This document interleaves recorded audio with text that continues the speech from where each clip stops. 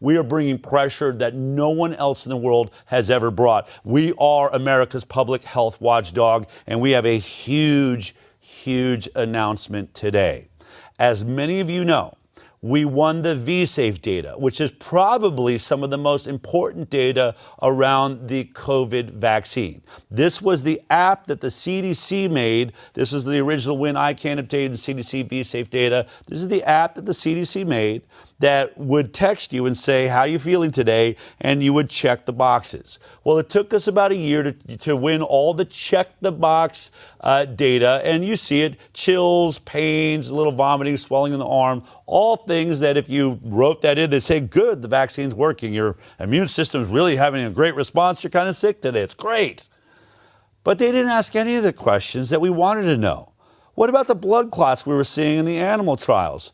What about the thrombocytopenia, the loss of platelets? And then the combination of those two very bizarre things, loss of platelets, yes, collection of platelets in blood clots all at the same time. So that if you give heparin to break the blood clot, you didn't know that you didn't have enough platelets and now you're bleeding out. I mean, crazy things we had only seen in all the preclinical trial data in animal studies and early on with AstraZeneca and in England and Israel. Did they ask those questions? No. What about myocarditis, pericarditis, swelling of the heart? That we've had some great, brilliant scientists on here explaining exactly what's going on, but it's happening in an incredibly higher volume in our children and young people, and especially athletes around the world. No question about that. Why didn't you ask that question? And we knew, just so you know, anyone watching, because sometimes we talk about this a lot, we FOIA'd the FDA and the CDC, and we're asking about this data, and we said, we FOIA'd all of the materials that were in the development of the V-Safe app. Guess what? You see in those materials that they're listing issues of concern: myocarditis, pericarditis, blood clots, stroke. They know that those are the things they're supposed to be looking for, yet when they finally make the app, they don't ask that question. This is how sinister their desire to hide and obfuscate important information, not just from us, but from themselves. But luckily, they said, let's at least give you an open text field, that if our little questionnaire and check the box information didn't cover it, you get somewhere around 200 or 300 characters to write it into this little box right here.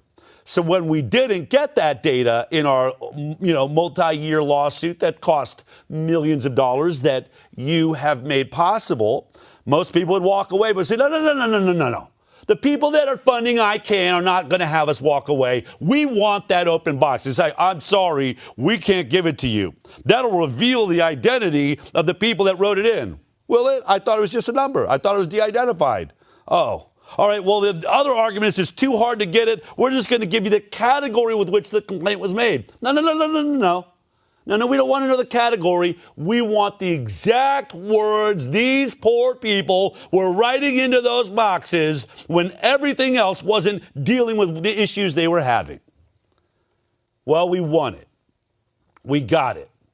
Federal judge orders CDC to release all V-Safe free text entries in a huge win for vaccine safety and transparency. Over the last couple of weeks, I told you last week, we've been building a dashboard, just like the original V-Safe dashboard, only now this is for free text, open box, 52 million lines of code. Here's what you did. If you go to the V-Safe, just go to V-Safe on ICANDecide.org, and now on the V-Safe page, you have the second dashboard for the open text fields. You can click on whether you want to look at women's issues or men that wrote in. You can, over here, we've picked some of the major ones that were the highest written in, the amount of people. Now, when you look at all of this, what we see is that out of all of them, so here you can see, you can write in, there's a whole other section, you can actually write in a search term and look at that, death. When you write in death, there it is, there's 428 unique entries that just use the word death. This is just brand new. Right now, if you go to our website, you'll be the first ones in the world to start searching all the people that wrote in that data. And let's be clear, out of 10 million people that took this app home after getting the COVID vaccine, I think we're about 2,700,000 of people. There we go, 2,776,219 so far.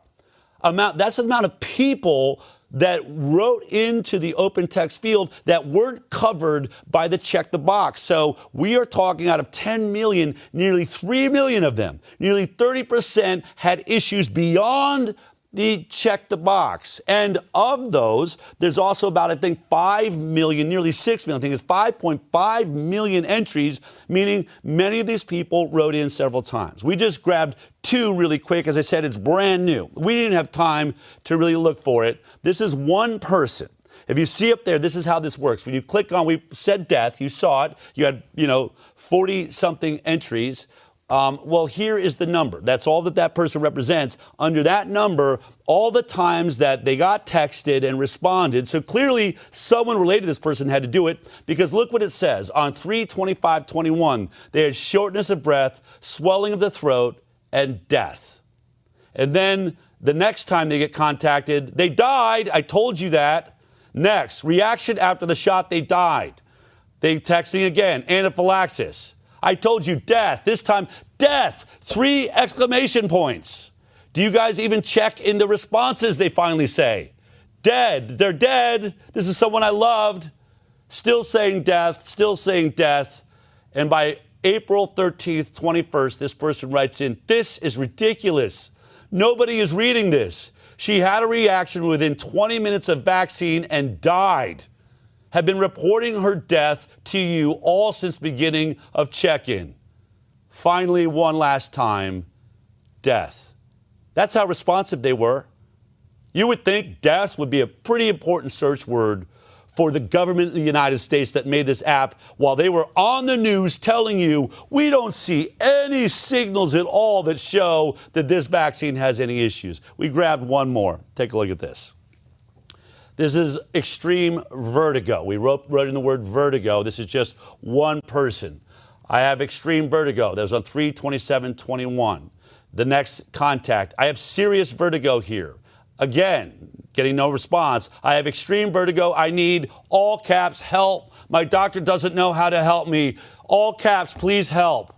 Again, later, I have extreme vertigo from Pfizer. My doctor can't help. I asked you for help and you did not respond. Pfizer did not reply to my email. I need help. Help, please. I have vertigo since March 18th. After second Pfizer dose, I've asked for help here and no one responds. My doctor has no advice. Pfizer does not respond. Help, please.